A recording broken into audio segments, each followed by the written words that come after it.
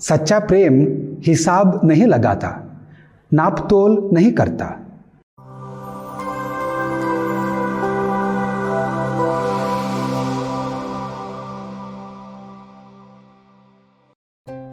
क्रिस्त में प्रिय भाइयों एवं बहनों, पवित्र सप्ताह का बुधवार यहूदा के विश्वासघात की याद दिलाता है।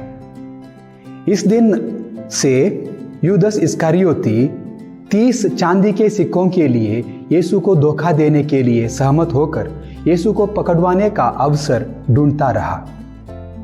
यही कारण है कि पवित्र सप्ताह के चौथे दिन को जासूस बुधवार के रूप में जाना जाता है। इस दिन से यूदस महासभा के लिए जासूसी करना शुरू कर देता है। संत मत्ती और संत मार्क यूदस के विश्वासघात का वर्णन बेथानिया में यीशु के अभिषेक के तुरंत बाद करते हैं। इससे एक तरफ से यीशु के प्रति महिला के प्रेम और दूसरे तरफ से चुने हुए शिष्य के विश्वासघात के बीच स्पष्ट अंतर दिखाई देता है। बेथानिया, जहां लाजर और उसकी बहनें रहती थीं, यरूशलेम से जरीको के रास्ते पर जैतून पर्वत के पूर्व में एक छोटा सा शहर था। वहां सिमोन कोड़ी के यहाँ यीशु के सम्मान में भोजन आयोजित किया गया था। भोजन के दौरान मरियम नामक एक महिला प्रभु यीशु के प्रति अपनी भक्ति और गहरे प्रेम के संकेत के रूप में बहुमूल्य इत्र लेकर यीशु के चरणों का विलेपन करती है और अपने केशों से उनके चरण पोंछती है। इस महिला के लिए प्रभु के पैर पानी से धोना पर्याप्त नहीं है, वह उसके पैरों पर बड़ी मात्रा में बहुमूल्य सुगंध छिड़कती है।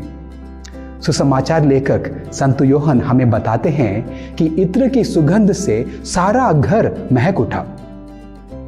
महिला के इस हृदयस्पर्शी भाव के घटन स्थल पर मौजूद लोगों को बड़ी प्रसन्नता के साथ स्वागत करना चाहिए था, लेकिन विश्वासघाती यूदस सहित उपस्थित कई लोग मरियम की उदारता की आलोचना करते हैं, उसे पैसे की बर्बादी के रूप में देखते हैं। यूदस के अनुसार इत्र महंगा था। उसकी कीमत 300 दिनार से अधिक थी, जो एक मजदूर की वार्षिक मजदूरी थी।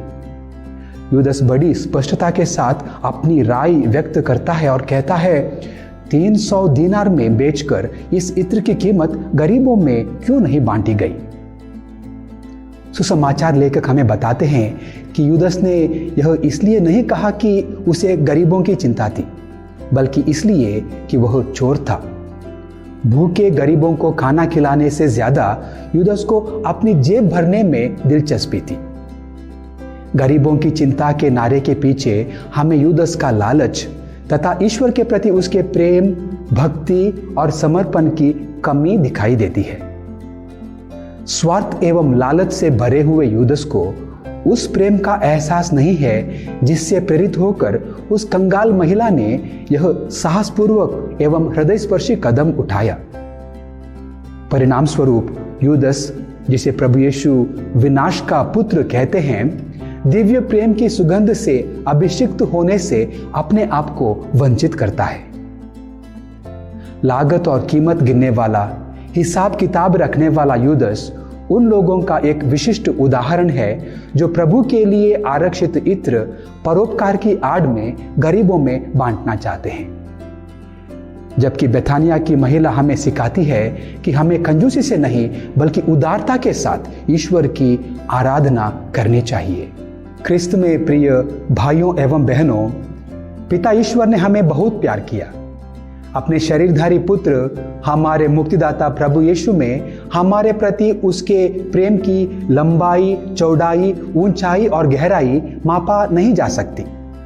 हमारे प्रति ईश्वर के अनमोल प्रेम की कीमत चांदी के 30 टुकड़ों पर निर्धारित करना पापियों की कृतज्ञता का प्रतीक है।